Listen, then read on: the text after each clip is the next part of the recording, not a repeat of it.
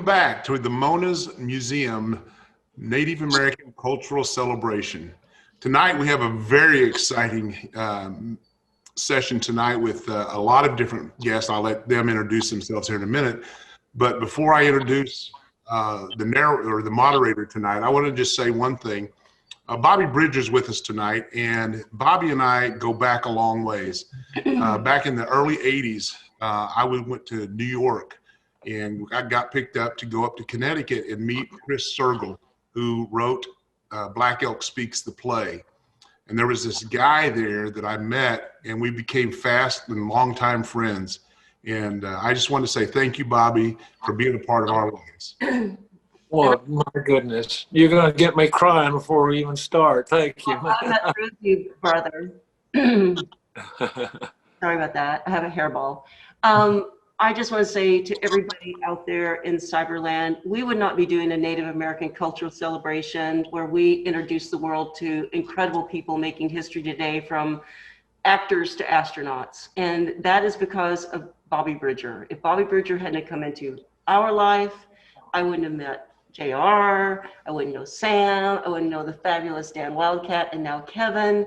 And Bobby, you have done so much for us to connect the story we tell of 16,000 years of history of the first people of all the America, which is extraordinary people making history today, and to educate future generations, especially in the reset of history that we're looking at now. I love you. I'm going to go away, and I will see you at the end of your panel discussion. Oh, you'll be back here in a moment. I will be on Indigenuity. You guys are touching my heart. Thank you very much. I appreciate what you're saying. So at this time, I'd like to introduce you to Sam Shinta, the moderator for tonight's program. Sam? Thank you, JR. My name is Sam Shinta. It is great to be here this evening. And wow, I don't know how I follow a welcome like that other than to say, Bobby, you're my brother, and it is just so good to see you here tonight. And thank you for bringing all of us together for this session. Welcome, everybody, to this conversation this evening. We have a wonderful discussion for you this evening as we celebrate Native American culture in partnership with the Museum of Native American History. Let me introduce our panel for you this evening. Kevin Locke is a world-famous visionary hoop dancer, a preeminent player of the indigenous Northern Plains flute, a traditional storyteller, a cultural ambassador, a recording artist, and an educator. Kevin is Lakota and Anishinaabe. While his instructions were received from his immediate family and community, Kevin has learned many lessons in global citizenship and how we can each draw from our individual heritages to create a vibrant, evolving global civilization, embracing and celebrating our collective heritage. With nearly 40 years of performing to over hundreds of thousands of people in over 90 countries, Kevin Locke's concerts and presentations at performing arts centers, festivals, schools, universities, conferences, state and national parks, monuments and historic sites, powwows and reservations number in the hundreds annually. Kevin is kind enough to welcome all of us this evening with a sampling of that wonderful flute playing. Kevin? Okay, thank you, Sam. I'd like to thank all the panelists and express appreciation to the museum for the invitation to be here with everybody. And I'd like to do a selection on the flute. And in North America, the flute goes back many generations. And the songs that are played on the flute are have to do with the theme of romance. And I was thinking about one of the overarching themes of this conference has to do with our relationship with the heavens above. And there's a lot of songs about that. So I'll do one of these songs. It's like I say, has a romantic theme, and the song is about this couple, and they're separated for a certain period of time. But the one says to the other, and this is what's in the song. It says we have this great connection with each other, and when you see the morning star appear, it's as if we can be with each other and see each other at that time. So that's all of the flute songs are based on a vocal composition. So I'll play it first and then I'll sing that tune.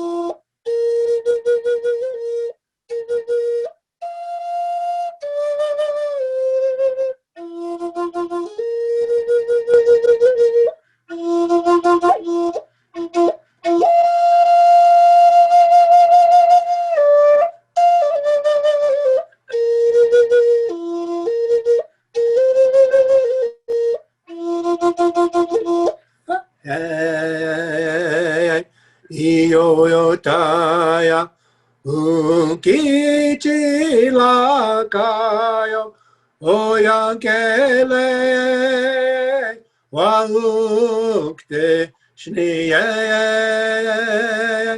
Iyotaya Ukichilakayo Oyankele Waukte Shniye Shichetoha Apaoyuitapi Walakachana Miexoya Yauyunkte Yunayankenus Wayankichiyanka Ukuyunkte Shichetoha Ampaoyuitape Walaka Chana Miexoya Yauyunkte. Hey, thank you so much. Hey, thank you so much, Kevin. That was beautiful. Thank you. That's definitely sets the tone for this evening. And we'll be hearing a lot more from Kevin this evening as we get to talking here. Bobby Bridger, let me introduce Bobby here. In a career of art spanning nearly 6 decades, Bobby Bridger has recorded 9 albums of original songs on Monument, RCA, and his own Golden Egg record labels. He has performed twice on PBS's Austin City Limits, on PBS's award-winning American Experience, on C-SPAN Book Notes, CNN, and Good Morning America. A Ballad of the West, Bridger's trilogy of historical epic ballads, has been acclaimed by screenwriters and playwrights, Western American historians, and universities since its debut in the early 1970s. Bridger was the first artist in residence at the Buffalo Bill Historical Center in Cody, Wyoming, and the John G. Neihart Center in Nebraska. And he was the recipient of the John G. Neihart Foundation's prestigious Word Sender Award in 2016. Bridger is the author of the award-winning Buffalo Bill and Sitting Bull, Inventing the Wild West, his autobiography, Bridger, and Where the Tall Grass Grows. Welcome, Bobby. Good to be here. Finally, last but not least, Dr. Daniel Wildcat is a Yuchi member of the Cherokee Nation of Oklahoma. He is director of the Haskell Environmental Research Studies Center and a member of the Indigenous and American Indian Studies program at Haskell Indian Nations University in Lawrence, Kansas. Dr. Wildcat has been an invited speaker on American Indian worldviews at the Goddard Space Flight Center, the National Center for the American Indian, the National Oceanic and Atmospheric Administration, Harvard Medical School, Dartmouth College, University of Kansas Medical School, Kansas State University, the University of California, and many other institutions. He is the author and editor of several books, including Power and Place, Indian Education in America, which he did with Vine Deloria Jr., and Red Alert, Saving the Planet with Indigenous Knowledge. Tonight, we're going to be exploring the concept of indigenuity, a term created by Dan Wildcat, or kind of pulled together and brought to prominence by Dan Wildcat, which posits that issues facing the planet today, most notably climate change, require the exercise of indigenous ingenuity and embracing of indigenous wisdom if humankind is to reduce the ecological damage already underway. As I mentioned, this is going to be a conversation this evening. Dan, Kevin, and Bobby are going to share thoughts on this topic. We'll then discuss amongst ourselves. I'll have some questions. But throughout, if you have any questions for our speakers, please feel free to submit them in the chat, and I'll make sure to get them in front of our speakers. Dan, turn it over to you. C'est le gay. Good evening, everyone. I hope you're all doing well. Quite an honor to be here. I've waited for a long time to be on a program with Kevin Locke, who I've admired for a long time. His incredible flute playing, the work he does, and so and to be back with Bobby and with Sam and all the work Charlotte and everyone at the museum has done. I want to give you a great thank you, because this is really going to be a joy to do this. So let's talk about indigenuity. You know, that's something indigenous people have been doing from time immemorial. A exercise of ingenuity that is very much a product of this symbiotic relationship people have, indigenous people have, between the places they call home, their homelands, and their communities, their people. It's probably not too far of a stretch to say that in many respects, our very identities as indigenous people are marked by this symbiotic relationship between the earth and ourselves, and, as we've already pointed out, the stars above. We could do a whole program on star knowledge, and Lakota and Dakota peoples have an incredible tradition of star knowledge. But let's talk about, so this idea, indigenous ingenuity. What really is it? Well, it's the idea that tribal peoples have an incredible intellectual, cultural, spiritual heritage that we can draw on to address the problems we are facing today. And what we're learning is the planet's not going to be amenable to a one-size-fits-all solution. Look at the diversity of peoples, the diversity of landscapes, the diversity of ecosystems and biomes. What indigenous people express in indigenuity is that there still is great wisdom that can be found if one has the ability to draw from generations past the observations of their ancestors, the stories, the ceremonies, the songs, which contain information to us about how to address very practical problems we are facing today. You know, I could go on, and I want to give people a chance to get the conversation started. But let's just think of what we've been experiencing, those of you that are tuning in from the Intermountain West or the Pacific Coast. We are burning up Mother Earth on that part of the planet right now.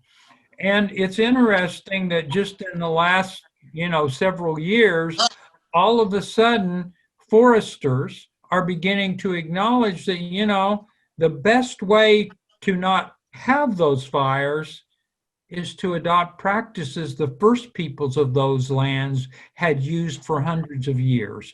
And that's what we would call a controlled burn.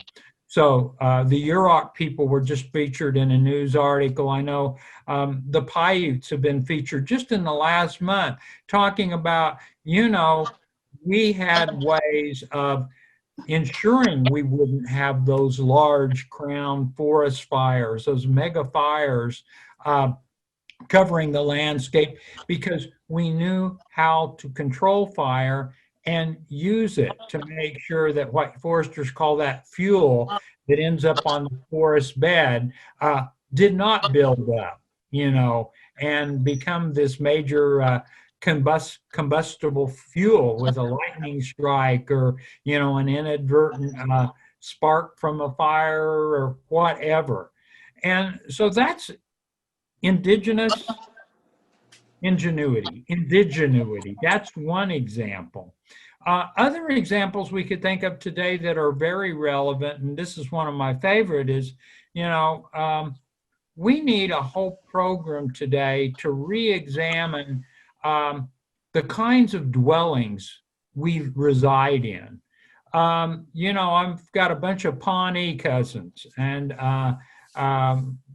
so I've got a bunch of family that are a part of that tradition of earth lodges, like the Mandan, the Pawnee. And what's interesting about those earth lodges that they built, one, they were incredibly large and could house, several generations of a family, an extended family, quite comfortably.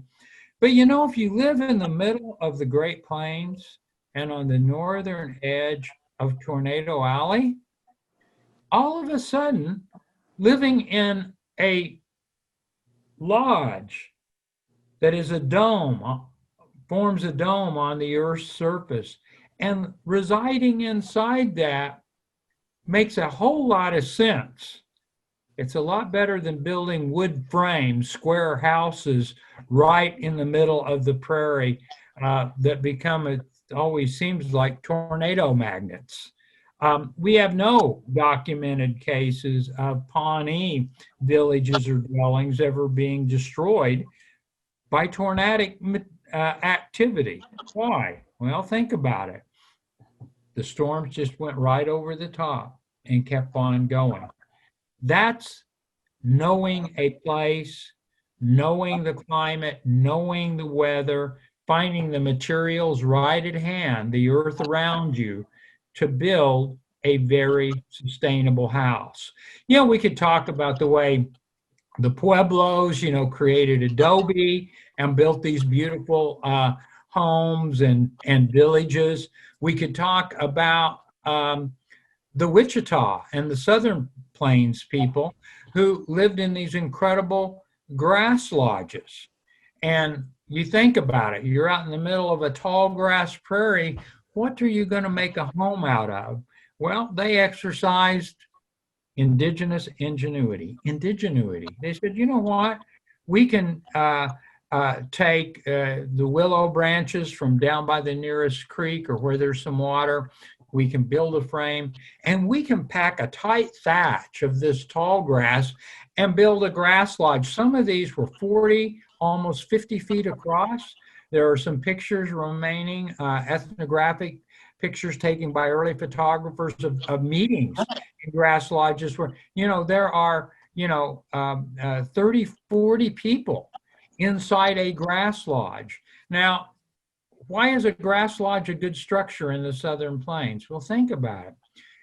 It's highly, the insulating factor is incredible. They keep the cold out. They breathe. They let fresh air in and out through this grass construction and this grass that's put around the lodge. And I think really what we need is a whole project to have some material scientists and engineers now see if they could figure out a way to build materials that had that kind of breathability to let fresh air in and out, and yet an R factor that was equivalent to anything you would go buy at your local hardware store or lumberyard. That's indigenuity. That's knowing a place and beginning to understand, how you can live well in that place. So, we could talk about star knowledge. We could talk about housing, as I have. We could talk about the use of fire. We'd probably be remiss if we didn't point out the fact that part of this indigenuity had to do with the fact that it's a decidedly non-anthropocentric knowledge. And this is something I think we need to take very seriously. so many of our tribal peoples understood that we had many teachers other than just human teachers on this planet. We had plant and animal teachers who, if we paid attention, would teach us something about how to live well in a particular place or environment, on this planet. So indigenuity, it's an ancient practice. That term just came up about 15 years ago. Several of us were teaching courses at Haskell, and it's kind of weird. Vine Deloria Jr. talked about power in place and the way everything's a function of the way these powers and relationships come together. There was something unusual happening that spring semester at Haskell. I had a colleague, Julia Goodfox, and a member of the Kaw Nation, Curtis Kakaba, and they were having a discussion about, how can we describe some of this wisdom? And they started talking about indigenuity. And I had another class, Native and Western Views of Nature, where we were talking about different ways of understanding the world and our human place in it. And, Curtis brought this up, this idea of indigenuity. And before you know it, many of us in the Indigenous and American Indian Studies program at Haskell were saying, yes, let's talk about indigenuity. And I like it because, again, it really functions as a result of the kind of mindfulness or a mindful attentiveness that our ancestors had about the places they called home. And there's a lot that we can learn if we can return to a serious examination of what the balance of nature can teach humankind about how to be better, more mature, competent human beings. So I think that's a good introduction to the idea. Excellent. Thank you so much, Dan. That's a wonderful introduction, and I appreciate you sharing some of those examples as well, because that always helps us to illustrate these big concepts as we can bring them down to that pragmatic aspect. Kevin, why don't we turn to you here for some thoughts on this, because I know you have some, so please enlighten us. Okay, thank you very much.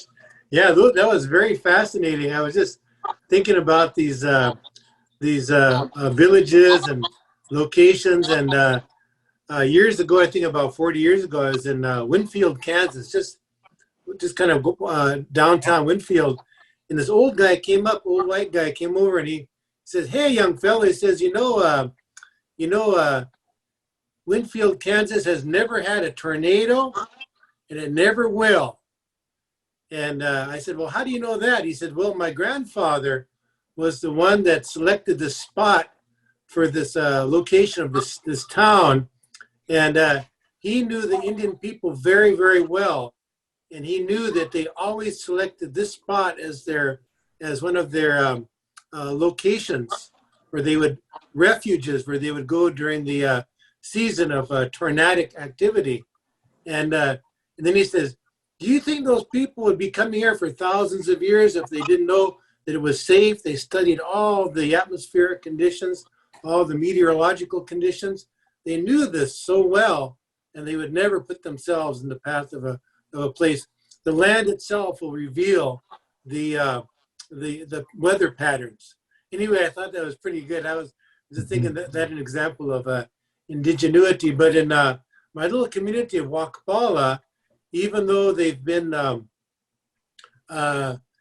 received a lot of Christianity and colonization and things like that for several generations, yet one of the undercurrents, one of the dominant themes that the elders would always emphasize was the importance of these holy souls that appeared throughout time and established a relationship between heaven and earth, and revealed the ways that the people could draw down blessings and to bring goodness and harmony and balance and unity upon themselves, and to connect with the Holy One above, the Great Spirit, or we say Wakantanka, Great Spirit in the Lakota language. And so these holy souls that appeared, I know each different ethnicity or kindred has some recollection of this. And then in South Dakota, what we have is this very important personage who appeared, who was a woman. We call her Tehinchila Skawi, White Buffalo Calf woman. So she brought the golden rule, the laws, and she also emphasized or accentuated practices that were already in place.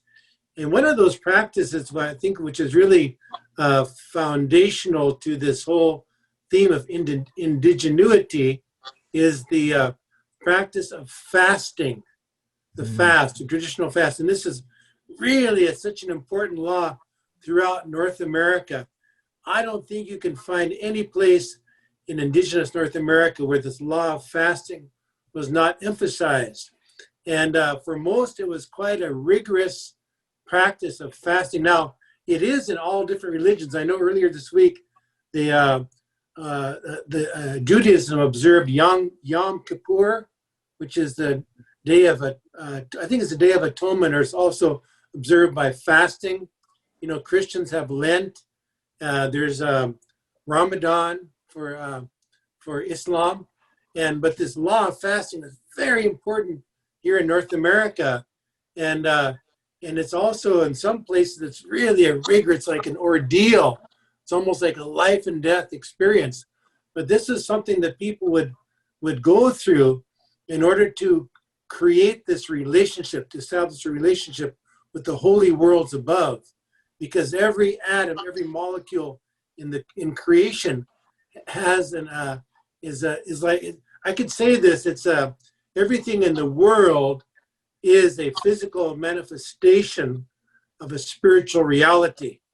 So it's not like this world is separate from the spiritual world, but it's all part of one whole, one totality. And so one of the understandings is that the same principles are operative throughout. So in other words, everything in this world is a counterpart to something in the spiritual worlds. So I know people from Europe, when they came, they thought, oh, those people are savages here. They're worshiping that mountain, or they're worshiping that eagle, but it's not that at all. It's just that mountain it's not worship, but it's emblematic. It's symbolic of a divine attribute, maybe majesty or grandeur. And the eagle is symbolic of a divine attribute, holy attribute, maybe nobility, or maybe the ascendant nature of the human spirit. But with that in mind, people go into maybe a wilderness area and use this area as a fasting place. And there's certain areas throughout the continent that are especially powerful. So people go to these intergenerationally, and they would open themselves up to this universe of understanding and knowledge. And so through this, they can everything begins to speak. I know that in our everyday life, maybe you live in an urban setting or something, but a lot of times we become numb to the power of the natural environment. But then maybe you live, even you could live out in the country somewhere, but we just might be so tuned into media that we may become oblivious to it. But once you go out into this world, this natural environment, you can see especially under the influence of fasting, just pure fasting, no food, no water, then everything begins to speak. Every movement, every animal, everything that you observe begins to take on heightened significance. Like, even maybe a leaf coming off a tree, you see the way it goes, and it can reveal something special to you. So it's through this that people are able to really, I think, uncover this gift of indigenuity. They can discern the habits of the animals, the different medicinal value of the plants. We know that the indigenous people of this hemisphere, this side of the world, have unlocked a significant portion of the pharmaceutical knowledge of the world. I think the majority of the foods that are eaten throughout the world are the product of the horticultural genius of this side of the planet. Now a lot of people don't realize that, but if you really get down to the core of it, those people who brought those gifts, revealed them, will not take credit, but they'll say these are divine gifts. These are all divine gifts, and we have a reciprocal relationship with everything, so that all these gifts we pay proper attention. We acknowledge the divine origin of these gifts, and so yes, so it's really one of the major facets of indigenuity, and we can see all over North America. There's a really emphasis on revitalization of languages. So these languages, the native languages, and we're at a serious crossroads for attrition of these languages, but it's not too late. In many places, I know Dr. Wildcat was talking about Yuchi, and Yuchi is called a linguistic isolate. Mhm. So there's no other language on the planet that has any relationship to Yuchi. It's there's nothing similar, like grammatically, no vocabulary. None of the neighboring tribes, even though they're affiliated with the Creeks, it's totally separate from the Creek. It's as close to Creek, Yuchi is close to Creek as English is to Chinese. That would be the analogy. So these are things that people kept with them. And you're mentioning the Ka tribe. Remember years ago, I met this old guy. This is like over 45 years ago, and his name was Ralph Pepper. I met him, and I kind of stayed with him for a little bit of time. But then I saw him on TV sometime later, and they asked him, Mr. Pepper, we understand you're the last speaker of the Ka language, last fluent native speaker of Ka. And they said, how does it feel? He says, well, I have nothing against English. He says, I was an orphan, and my grandparents raised me, didn't speak it. But then when I went to school, I think he said he went to Shalako. He said, this is on this interview on TV. He said, none of us could speak English, all those Pawnee kids, Yuchi Creek, but we all had to learn English to get along. And then through English, we could speak to white people, black people, Spanish people, everybody. It was great, he says. But I'll tell you one thing, he says, when I want to talk to God, I have to use his language. So he's talking about his language, Ka language, which is the language of the heart, language of the spirit. So through that, this is how this relationship that we have with the Creator is expressed, and how we make relationship with all of creation. So that these languages that we have, they really do unlock many secrets of this theme of indigenuity. Now I'm just getting started, but I'm gonna cut back here. So thank you very much, and I really appreciate being here with everybody this evening. Well, thank you, Kevin. That's great. Wonderful insights. And again, this is a conversation. We're just kind of letting everyone get a little bit out there, and then we're just going to go at it here and let everybody talk. So let's turn to Bobby Bridger now. Bobby, you've been listening to some of this, and you've been observing these ideas over your life career and the works that you've done. So what do you think of all this? I think it's wonderful to have this conversation out in discussion at this point. It's something that needs very much to be discussed like this. And I hope this starts a lot more discussion in this area. A little bit of personal background into what led me to this notion. I, as you mentioned in the introduction, I started out making records more in a traditional kind of a way, first with country music and then pop music and so forth. And I had this epiphany when I was trying to describe to a record producer out in Hollywood my songs. He said, "What are your songs about?" And I said, "I've got one that's about 15 minutes long, and I'm working on one that's going to be an hour long." And he started laughing me out of his office, saying, "We'll never get that on the radio." And I realized that I had come to a serious crossroads with what I was attempting to do with music. And that led me to just kind of abandon the whole recording industry and turn my attention towards the theater in the mid-'70s.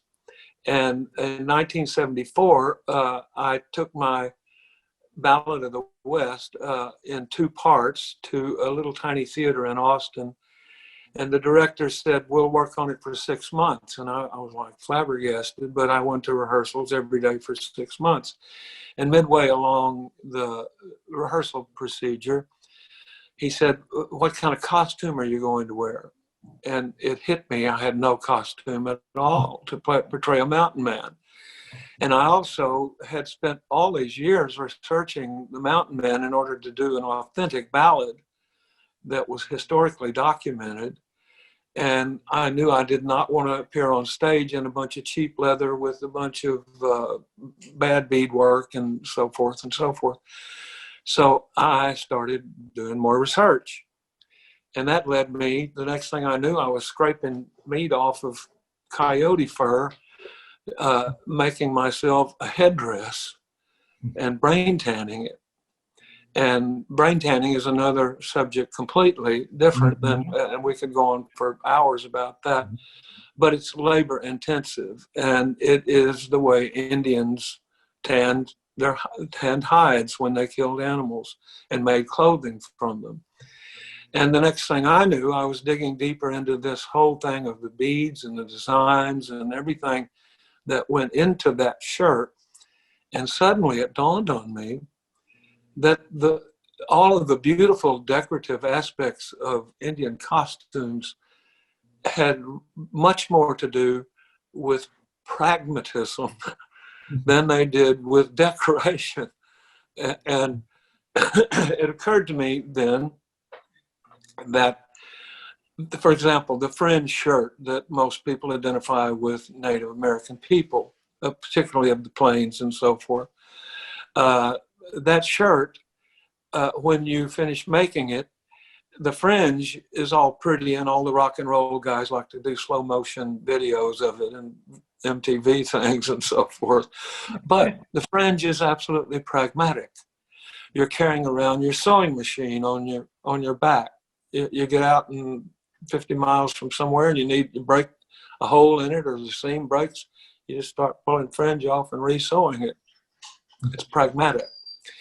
Then it occurred to me that if you're in the rain and the rain hits you and you got to get out of it and you can't, the rain comes down the shirt to the fringe and drips off of the fringe and keeps you dry. And I'm going, wow, there's something going on here. And then I met Vine Deloria. And about a week or two after we met, he sent me an unpublished manuscript called The Metaphysics of Modern Existence. And it occurred to me at that point that all of the Indian people I had been reading about in Jim Bridger's life and putting together in this Mountain Man story, and then in Lakota, my ballad about the Plains Indian Wars, was dealing with pragmatic people. And I came up with the term pragmatic mystics. And I think that is very akin to this term of indigenuity, because then studying with Vine over the years later, I was invited to the Star Knowledge Conference he held in Boulder at the university there in Colorado, where he brought in 12 star knowledge keepers from all these different tribes. And we went into a planetarium, and all of them had the wonderful modern thing of being able to project their constellations on the ceiling above. And these medicine men, who many of them spoke no English, would come in and just light up like the stars themselves when they'd see, for example, the race around the Black Hills, for example, that was in Lakota legends and stories, but he was pointing out the constellation in the heavens, and that just really took me aback. And I got very much into the book that Ron Goodman wrote called Lakota Stellar Theology. And this is something I'll throw back to Kevin, who knows much more about this than I'm sure. But what started coming clear in that is that this symbol of the X is it's basic. It's the bedrock of most Lakota theology. And it deals with the Lakol Wakan, which is the Lakota way of life. And then going back now to this concept of indigenuity, the reason I think this is significant is that when Charlotte told me she wanted to do a conference with this with Colonel Harrington, the astronaut, I said, well, that might be difficult to talk about science in reference to Indian people, because there's no difference between science and their way of life. It's all one and the same. And that's when I thought, well, you got to get in touch with Dan Wildcat to talk about indigenuity, because that's where this pragmatic mysticism comes into perfect play. That X symbolizes as above, below. As above, below. You have the same symbol with the X above, or the kind of V above and the V below. And it's the bedrock of most Lakota decorative designs. Those geometric patterns all spin from that X that is as fundamental as it comes. And then you begin to see that what they were talking about was the Lakota were following the stars as much as they were following buffalo. Mm-hmm. They were following the stars in order to match their tribal configuration in the circle of the sacred hoop on the earth itself below, to match what was going on in the heavens above. And that then was duplicated in the way that all of the lodges fit into a fine, delicate piece around the circles and the intertwining circles that came into the center of the lodge. And inside of each of those lodges were people who understood exactly what they were there doing, because they were participating in these sacred ceremonies. Mm-hmm. And this brings up another thing that I would like for the panel to begin to get into.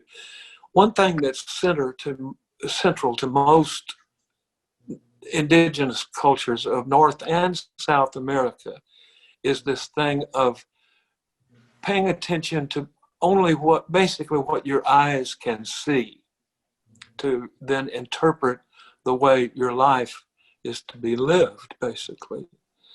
And that there is no difference between science and your way of life. You are a living scientist yourself. And that you have the 4 cardinal points, and then you have the other 3. You have above, below, and you in the center, you in the middle. And this dome shape that Dr. Wildcat was describing earlier, that is what's going on. Everything is in the middle of a center that goes up and down. It goes all the way around, every way that you can perceive of the center. And then that's 7 points. And now it's very popular. Even the advertising companies have jumped in and tried to jump in on ecology and so forth. And there's soap companies and so forth named 7 Generations and all that kind of stuff.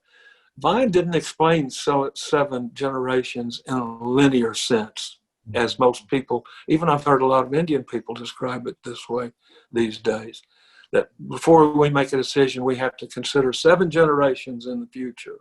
Mm-hmm. That's a linear way of looking at that concept.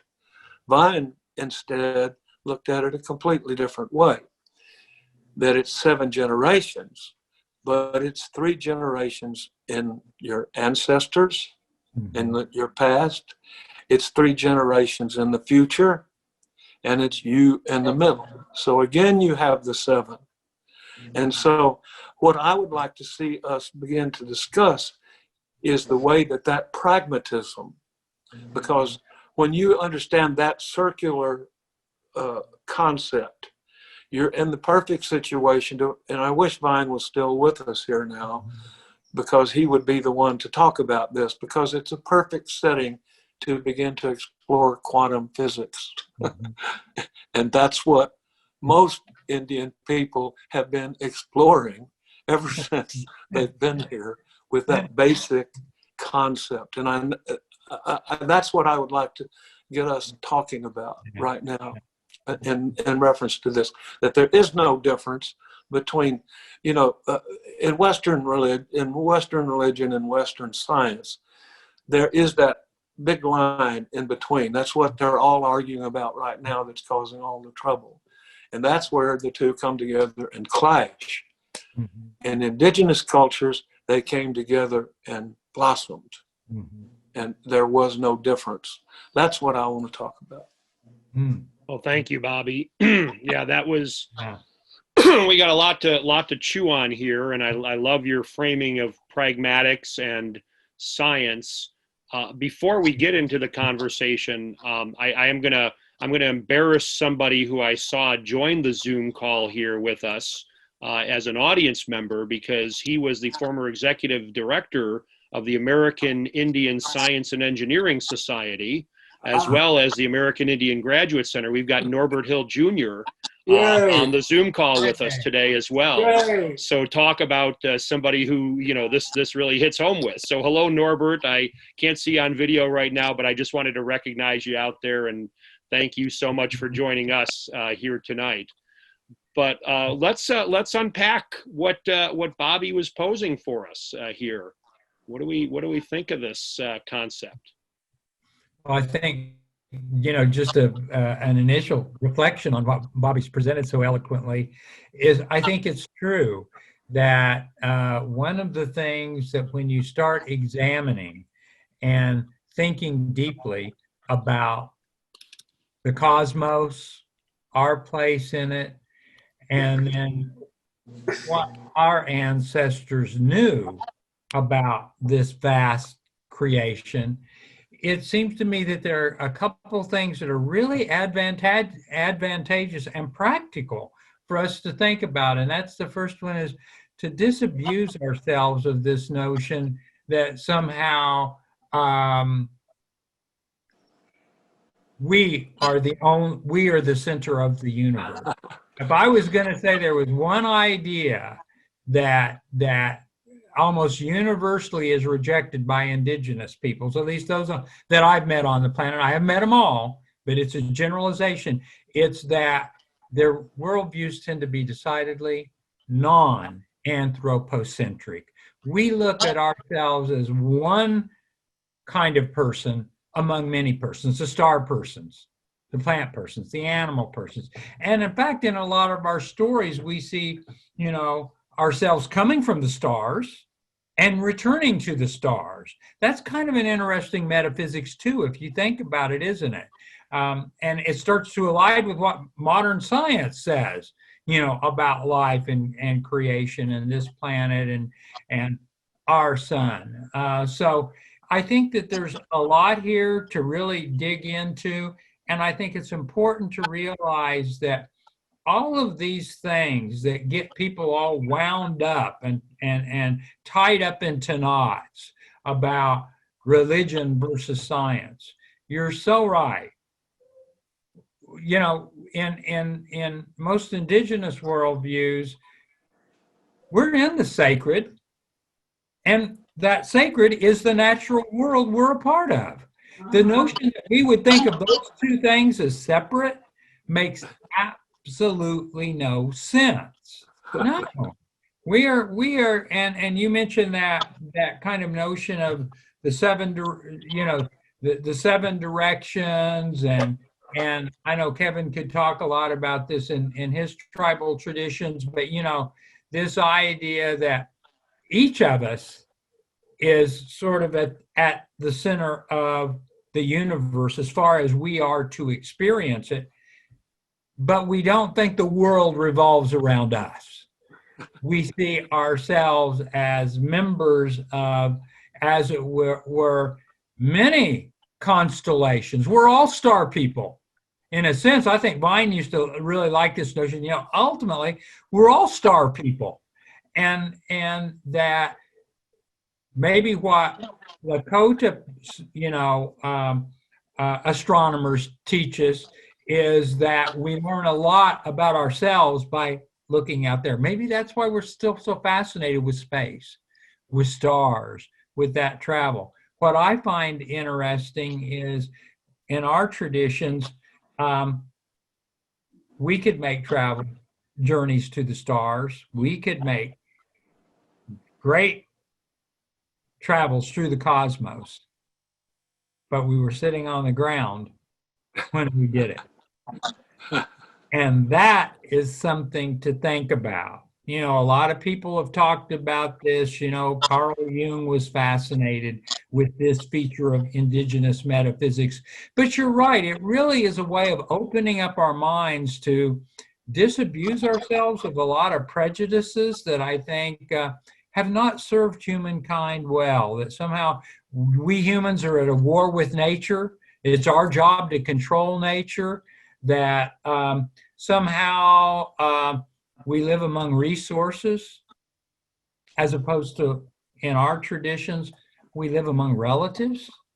And think of how that would be an incredible paradigm shift. When you live among relatives, indigenous people treat rights and liberty as sacredly as anyone, but they realize that rights, again, that balance, that circle, are always counterbalanced with inalienable responsibilities we have. It seems like we live in a society that's full of immature human beings who only think about themselves and have no sense of those inalienable responsibilities that creation, if you pay attention, teaches us about.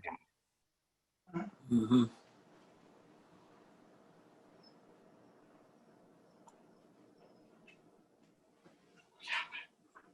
Kevin, thoughts on this? Oh yeah, yes. It's. I think the underlying theme of Native people, the way I understand it, is this theme of relatedness. Relatedness, that we are connected, we're related to all of creation, and we have rights and responsibilities within that relationship. And this is one of the getting back to that divine educator, this woman who appeared amongst the Dakota people. That was one of the underlying themes of her message, was how to create this relationship that will connect not just all the direction, the four directions, but just like was stated earlier, the heavens and the earth. Mm-hmm. And one of the things that the kind of the formulaic expression that she taught was these two words. It's mitakuye oyasi. It means all of my relations, but it's the way it's understood is that it's not just your immediate family or even extended family, but the relationship extends out throughout to infinity, and extends throughout time and space and place. And so then when a person says that, when they're praying, especially when they're praying, at the end of that prayer, they'll say that, mitakuye oyasi. And then the response of everybody is to say, how, or to, hechetu. In other words, yes, indeed, it is so, that we are all related. So this is the underlying theme of all of the divine teachings and the songs that came from that, is to affirm that relatedness and to accentuate it, and from there, all these blessings will flow to the to the people. And again, it's one exists, one's identity and one's reality is based on one's relationship with all of creation and fulfilling your duty within that relationship. And talking about Vine Deloria, you know, his dad, Vine Sr., was born and raised in Wakapala, my community. And he had a sister named Ella Deloria, who was a great scholar. And she wrote about this theme quite extensively and really got to the foundation of it. But I think this is not uniquely from that community, but it's really representative of the underlying theme that goes throughout, especially North America. Yes. Yeah, I've got to make a quick comment here because thank you, Kevin. That was beautifully articulated. You know, the book that I did with Vine Deloria, Power and Place, Indian Education in America. Those first two terms are really the part of a sort of mnemonic device he created, which he said really was the fundamental metaphysical principle, he thought, of indigenous people, certainly in North America. And it was this kind of idea, power plus place equals personality. And it just speaks to directly what you described, Kevin, that in a sense, that notion how we are all related.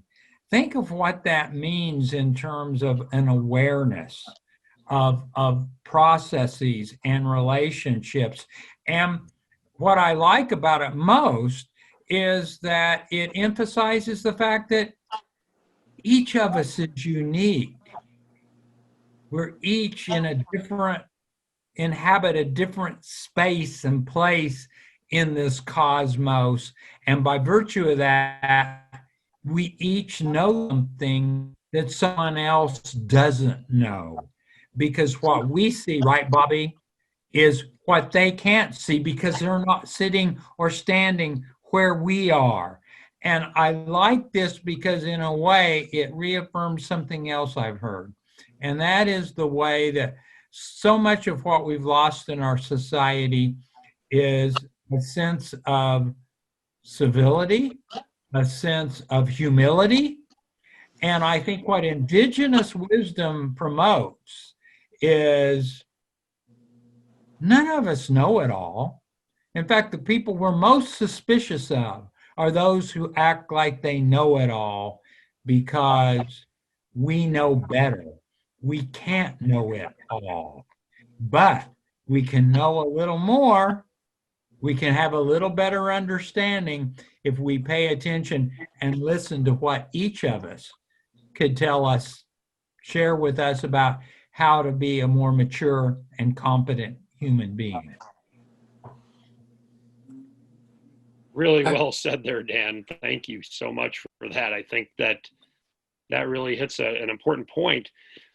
And what I think about with this issue is why this wisdom, why this knowledge isn't being embraced by mainstream culture. Well, you know, because it's right there for the sharing, right? It's right there it's available to us, and yet we don't. And I think you maybe hit on one of the reasons why that we're just surrounded by people aren't willing to open our hearts or our minds to something different or something that maybe challenges our worldviews. Yeah. Let me weigh in on that, and then I'd love to hear what Bobby and Kevin think about this. But you know, there's a lot of literature right now that talks about something called, we talk about this with students, bandwidth, that each of us only has so much bandwidth. There's only so much we can handle. And you know, I think I'm grateful we have this technology. We're using it in a good way today, I think, in this program.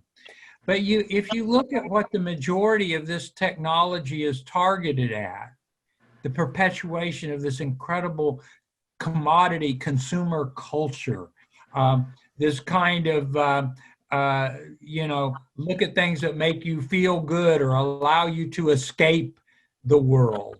I think that, you know, one of the challenges we have is to begin to remind people that if they will just get out of doors, literally out of doors, and start spending some time and paying attention, they'll find out that, some of the crazy chaos and all this energy that they're plugged into with their phones and with their iPads and their computers, that sometime at the end of the day you just feel like, gee, I'm burned out. I just, all I want to do is tune out. I think that we'll find out that, there's a way that we can expand our bandwidth by not being so fixated with the modern technologies we have, and start paying attention to the world that still is very vibrant, believe it or not, outside of doors. And we've got to start paying attention and be mindful to that again. And I think those relationships will really enhance our lives. I'd like to say something about that briefly, and that is that something that has been sticking in my craw for a long time is when we talk about environment and put a "the" in front of it. When we say we've got to do something about the environment, we still haven't gotten it yet, because we're still separate from environment with that "the."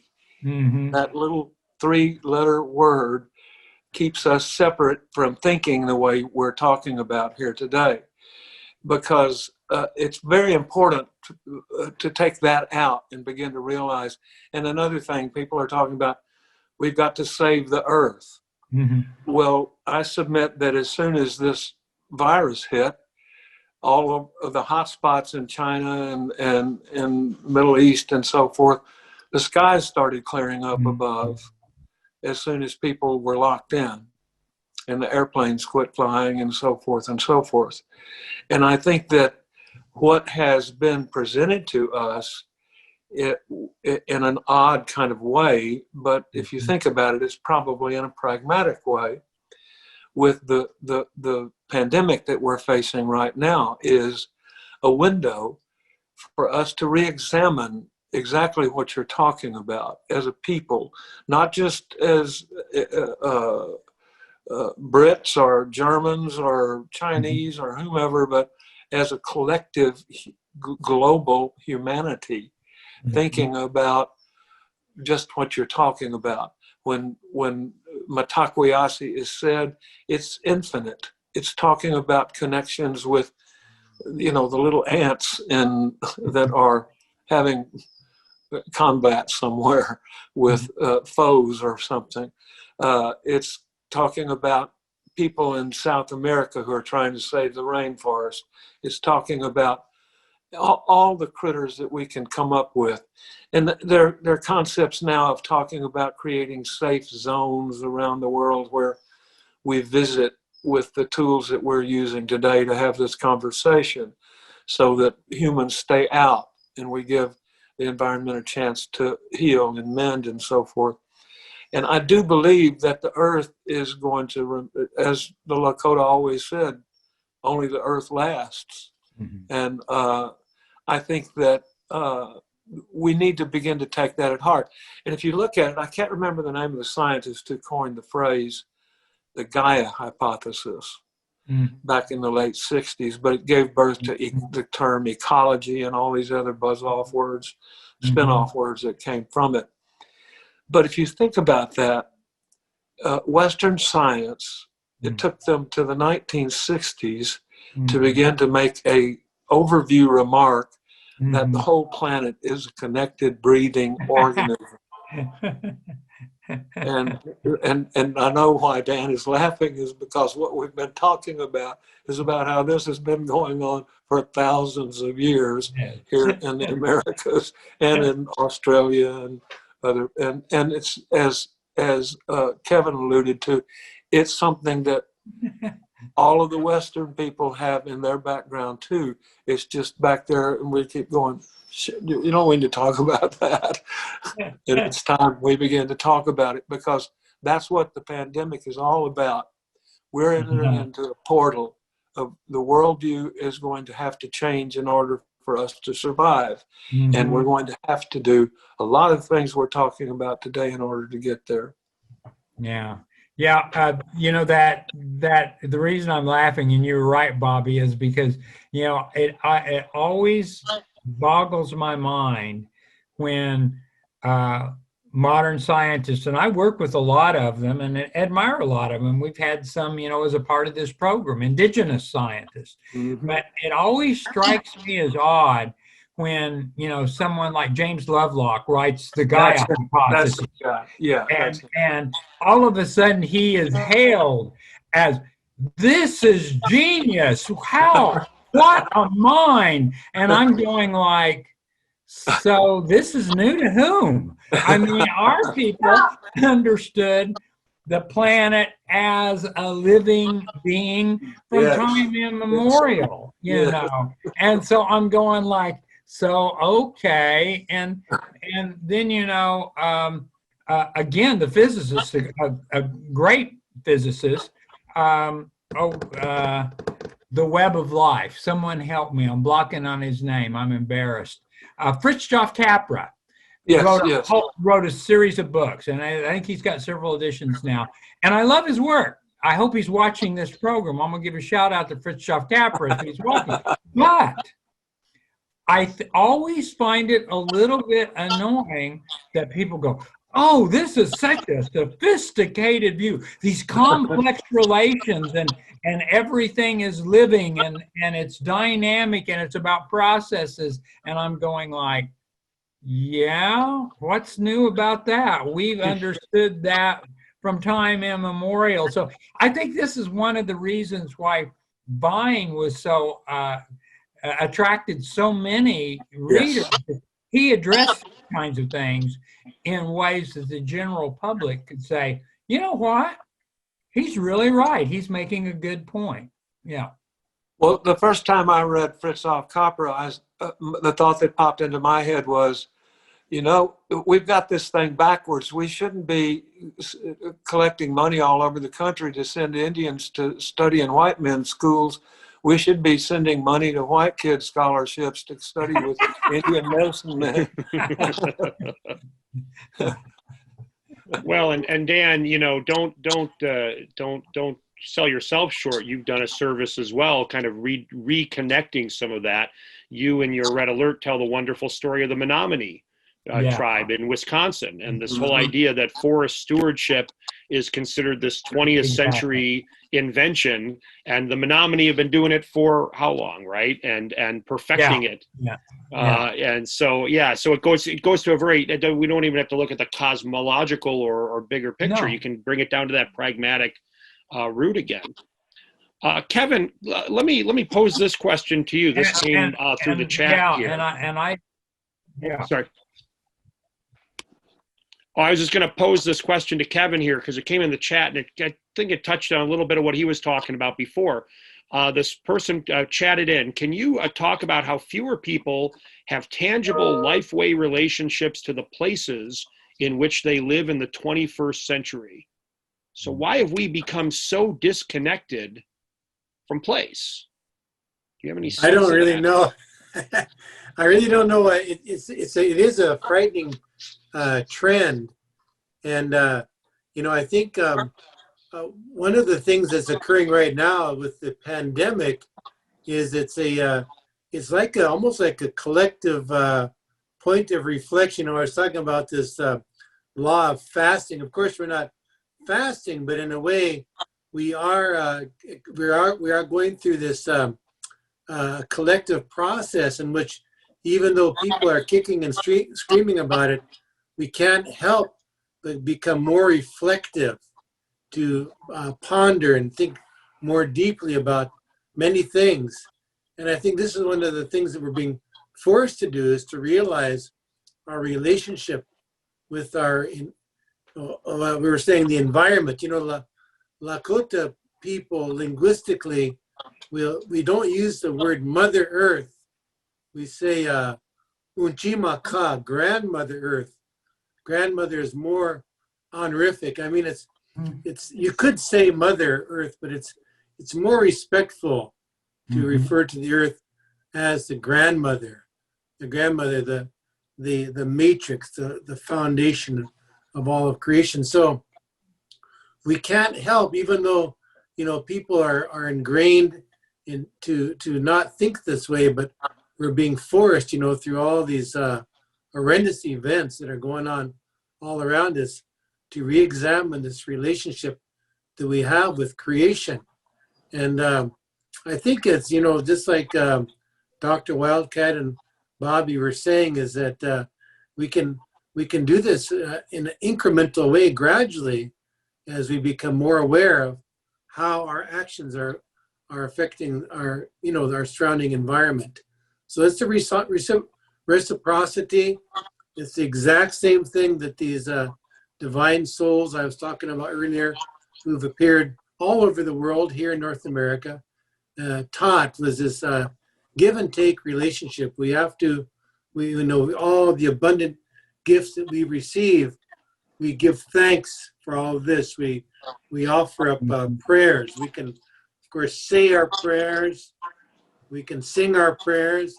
And one of the things in North America, which is really so important, is dancing is one of the highest forms of worship.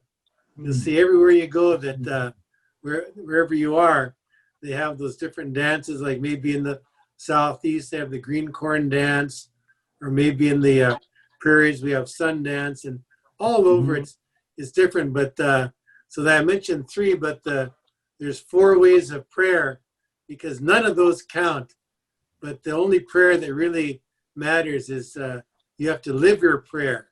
You live it. And that's where the rubber hits the road.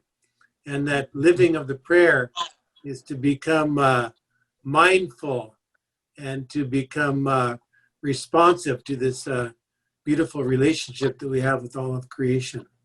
So that's part of the red alert right there. Yeah. Wonderful. Well, another question came in the chat, and you touched on this a little bit, Kevin, but we'll just throw this to all 3 of you. How has Indigenuity played into our current COVID pandemic? Is there something we could be learning here in dealing with this virus that's really taking our society down a notch or 2 right now? Yeah, I think, you know, so we've had some real examples of people, I think, who've taken, you know, our own experience. First, I've got to, I must admit, as probably most of the viewers who are watching this program realize, we have a long experience with pandemics in North America, and the Europeans, the most devastating thing that happened to us was when they brought their diseases here, which we had no immunity to. We had not built up any immunity. So smallpox, measles, influenza, these were deadly diseases to our people when you know, Europeans first arrived. So I think what we need to learn is, overall, I think the response of tribal leadership, you know, was like, this is serious and we're going to take it serious. We remember this history we're a part of, and a tragic history. And so that idea of, you know, being respectful, and I think it's real interesting. I believe it was Cheyenne River tribe, you know, said when the big Sturgis bike rally was going on, and all these bikers and people wanted to travel across their reservation, and they said, no, we're closing our borders because we take this pandemic seriously. And if you stop or do something, you're putting our people at risk. And I think that's that sort of attitude that, you know, we have responsibilities as human beings to the life around us. And so I think that is an illustration, you know, of indigenuity, this notion, look, we learned something from the past, and we're going to take our own history, our own experience, and what modern science is telling us, and we put it together, and we believe we've got to be very cautious about, interactions and wearing personal protective gear and the like. So I think that was a good illustration, really. Yeah, I do too.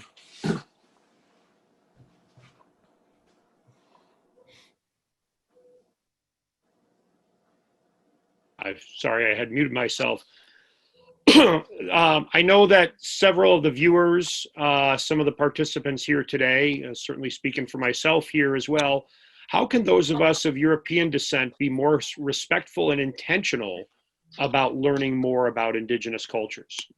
What should we be doing different? How can we kind of rebuild that trust and that relationship? Mm-hmm. I'll give you the short answer. The most important communication skill that we all of us have is listening. Try just listening.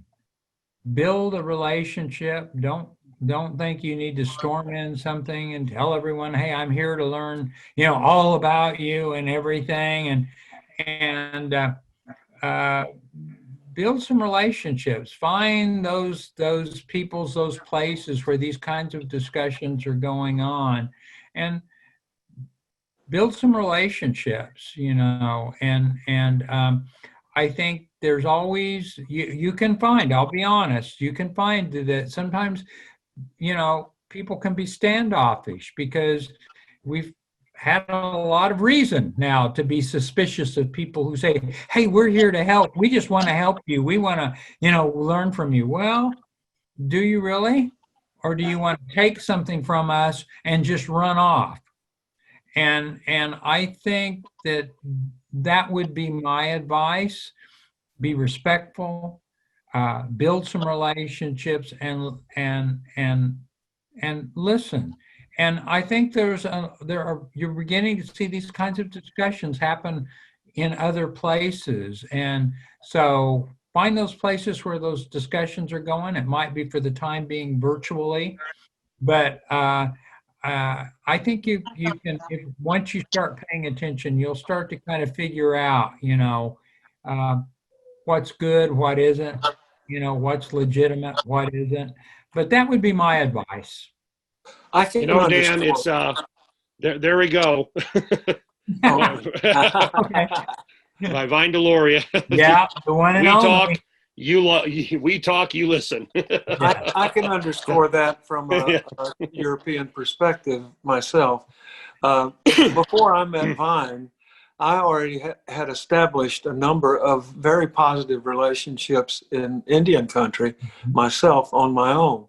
And the way I did that, and it completely underscores what Dan was just saying, was I went to the Wind River Indian Reservation in Wyoming because I was performing there frequently in Wyoming. And I realized that if I didn't go back the next year when I returned to Wyoming, that I was going to be just like Dan suggested there, that a guy come into town, seeing the reservation and meeting a few people and thinking, oh, wow, this is Indian life and so forth and so forth. But the key to building those relationships was that I went back the next year. And those people saw me, and I went and specifically saw those friends that I had made, and I made new friends from that. And then the third year, it dawned on me, and if I was going to, someplace in Nebraska in a white community, if I wanted to meet people, I'd probably go to a dance on Friday night and see who I could meet there. So the next thing I did was go to a powwow and start meeting people at the powwow. First powwow I went to, I was the only white person there, and in Thermopolis, Wyoming. But I met a lot of wonderful people. And so by the time I was fortunate enough to meet Vine, I was already close friends with a Lakota family named Godfrey and Lucy Broken Rope. And bless their hearts, they're long gone now. But I was friends with them until they died, and they were fairly young people when I met them. So that's my advice, is that you have to, you don't just go there seeking, as Dan said, I'm going to take this from you and go back and tell people at home what it's like to be on a reservation. You go back the next year and very humbly, seek out a friend the way you would if you were seeking out friends among white people. That's the way the learning starts. And then if you start trying to learn some of the language like I did and find that you're speaking in a woman's dialect and speaking in that dialect in a Southern accent, you get a lot of humor out of it, and that always works for opening doors. Thank you. All good advice. Dan and Kevin, let me throw this one to you here. And Kevin, I was kind of reminded when we did our test call the other day, and you had your granddaughter joining you there. But Kevin and Dan, you both work with young people quite a bit. Are you seeing in them the optimism for the future of continuing this work and continuing this process that you've started in motion and being ready to carry it forward for the good of the planet and for the good of all of us? Well, I can say something. Yeah, that's the most gratifying thing that I do is just my, I kind of found my niche doing school programs, and that's primarily what I've been doing up until, the pandemic hit. But I can see that there is really a groundswell now of activism with young people. You probably heard about this whole water protection thing that happened at Standing Rock a few years ago. And that was all initiated by young people. Young people in my community of Wakapala.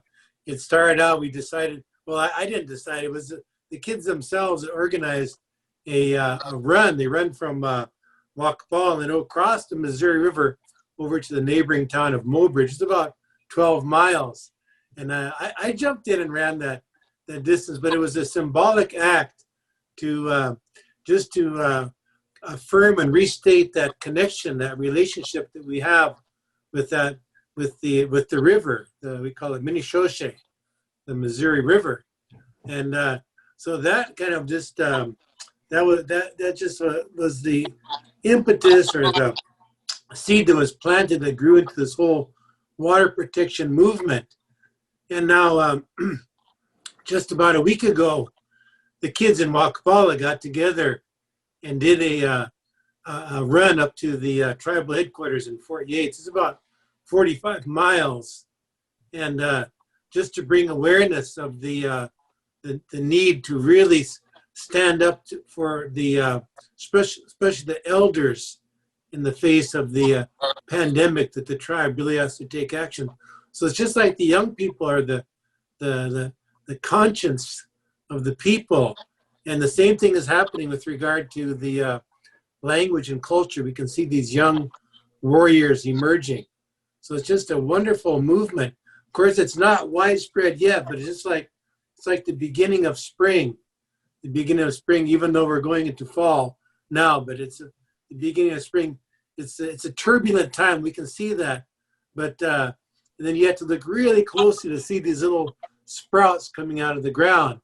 And but you know what? People are all distracted by all the tornadoes, the tempests, the blizzards, all the chaos, like at the beginning of spring. But we are entering that now, and this pandemic is preparing us all for this momentous period that's approaching in the near future. And this is the young people now are entering this, and they will be the champions. And we can see this potentiality, these capacities emerging everywhere. It's a fantastic thing. And we can see that, the one of the things that all over the world, that the especially a lot of the countries like Canada, Australia, New Zealand, they always will acknowledge the indigenous people wherever they are. I know I was recently did some programs up in northern Alberta, and even though the schools, they didn't have any indigenous kids in them, that's the first thing they do every morning. They acknowledge the indigenous landowners of that area. So it's bringing all these things into the consciousness of the people, and the kids will remember these. It's like a seed planted in their hearts and minds. It will grow. That's beautiful. Thank you so much. Dan, anything to add? You're working with college kids constantly. You bet. This, things happen for a reason. Last night I was, exchanging some text with colleagues, and so I'm going to read you what I wrote to them last night. We're talking about how are we going to deal with all these multiple crises, because I think it's important. So this is what I shared with my colleague. I don't think they'd mind me giving their names, Julia Goodfox and Urosh Petrovich, who's from one of those tribes in Eastern Europe. And he is one of our adjunct faculty. But we were having this great discussion about where we're at. And here's what I wrote to them, because it's right to this point. We are facing multiple crises. Urosh, you are right about our weaknesses. As for our strengths as a nation, I think we are about to find out what they are. Vine Deloria said the problem with Western knowledge is they link knowledge to power rather than morality. Shut down. I am deeply troubled. I am preparing for a constitutional crisis. I think right now, though, in the uncertainty, we have an opportunity to launch major experiments in revitalizing a public sphere by encouraging exercises of good works that focus on systemic institutional change everywhere and with anyone who is interested. We need to practice dispersion leadership. We need leadership like all of the seeds that come off a dandelion and dispersed everywhere. We need all kinds of leaders, but no one will save us. That said, we must save ourselves. I sense a period of incredible cultural upheaval. This is what I really appreciate you pointing out, Kevin. And I said, but I think we must welcome it. And I think there's light at the end of the tunnel. It resides in not abandoning our youth, not smothering them with old ideas and ideologies, but encouraging them and advising them not to forget anthropocentric thinking and move to systematic, complex, ecological thinking. I think I have great optimism about our youth, and I work with them, college-aged, indigenous people from all over the United States, every Tuesday and Thursday in my classes, and they give me a lot of hope. Beautifully spoken, both of you. And that I think leaves us with a great sense of optimism at a time where there's a lot of challenges being faced right now. Well, we've got about a minute or two here left for our session before we wrap up here at 7. I see Norbert's still with us. I wanted to see if he had a question. Maybe he could leave us with a stumper that we could go with. So Norbert, if you're still there, maybe you could try and stump the panel. Are they talking to you? No, Yeah. talking to Norbert. So, well, I don't know. Maybe he can't unmute, Right. but we've got about a minute or two left. Any final thoughts? And there's Charlotte pop back in. Hello, Charlotte. We were just wrapping it up. I was just going to see if there were any final thoughts here from this wonderful group. We've had a great time talking. I think we've learned a lot, we've shared a lot, and we've laughed a lot, which is always the most important thing. So when we made it through the other end, any final points anybody want to make? Well, I apologize. I was running out of battery. That's what all the clicking in and out was all about. No worries. Okay. Anyway, yeah, I loved it. It was a wonderful conversation, and I know I'm going to be thinking about a lot of the things that were said here today. Absolutely. Mhm. Well, I thank you for the three of you for joining us this evening. It really was great. I feel my brain being stretched a little bit, and I feel that way every time I'm with you. So this is good to just stretch it a little bit more and to have a very positive conversation at a very difficult time. But a lot of reason for hope right now, which is great. And I love those ending statements because we ended on the good part and the optimism. So thank you, everybody on the Zoom call for joining us. Thank you to those of you who were able to join us on Facebook Live. And please be sure to check out MONAH, MONAH.org, or pardon me, MONAH.us, MONAH.us, for the full slate of programs for the events this weekend. We will see all of you next year at the next cultural celebration. Take care, everybody. Bye-bye. Thank you. Before you fabulous men leave, I feel confident with this reset of history to be surrounded by all of you. And tomorrow, we're not through with the Native American Cultural Celebration. It is our honor to put this fourth annual event, virtual event, on this year. 4 Directions, One Earth, Mission United. Tomorrow, Kevin will join us again with Walking the Star Road. And it begins tomorrow at 10 o'clock. We have Commander Harrington. We want to thank all the kids that sent 20 questions to Commander Harrington, and they're just fabulous. He'll be reading from his book, Mission to Space for the Kids, and then end the day with a rare conversation with Quinn Tran from Chickasaw TV with a special introduction by Governor Anatobi. And also we are going to have an homage to Bob Ross with Stephen Paul Judd that did this fabulous design for us.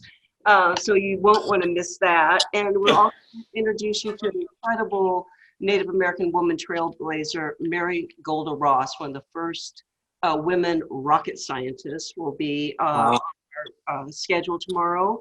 And also we'll have Star Stories with this incredible Amy Blumell. It will be called The Hand in the Eye. And I'm so excited about that. So I want to give special thanks tonight to the Cherokee Nation, Tribal Voices, Arkansas CW, Walton Family Foundation, KUAF, NPR, and a special thanks to Animate Media Productions, who has kept us on the air tonight. And Dan, we're going to do a series together. Indigenuity doesn't end tonight because it is essential to national security as far as I'm concerned. Bobby, I see you almost every day. And also, Sam, we have a little podcast in our future, I believe, also. You betcha. So from all of us at the Museum of Native American History, I'll see you tomorrow. And Kevin, we're just beginning. Thanks, guys. Okay, thank you. Good to see you, Dan and Kevin. Thanks, Kevin and Bobby. Dan, you already dropped off, but thank you so much. That was just a wonderful conversation, and it just went by so quick. Sam, thank you so much. Thank you. Oh, my pleasure, as always. Good night, Good night now. Good night, everybody. Bye, everyone. Take care, Bobby. Go rest that voice now. Okay, good night. Okay, good night. Hawaii, I'm J.R. Matthews. I'm from Miami, Oklahoma, where I'm married to Beth Matthews for the last 40 years. I have been the chairman of the Quapaw Tribe. I have been the executive director of the American Indian Theater Company, and I've spent my life learning more about my people. Thank you for joining us for the 4th annual Native American Cultural Celebration. I'm sorry it was virtual this year, but next year we'll see you here live and in person, where we're going to have Commander John Harrington and Jose Hernandez for a unique one-on-one conversation about space and 2 astronauts' lives.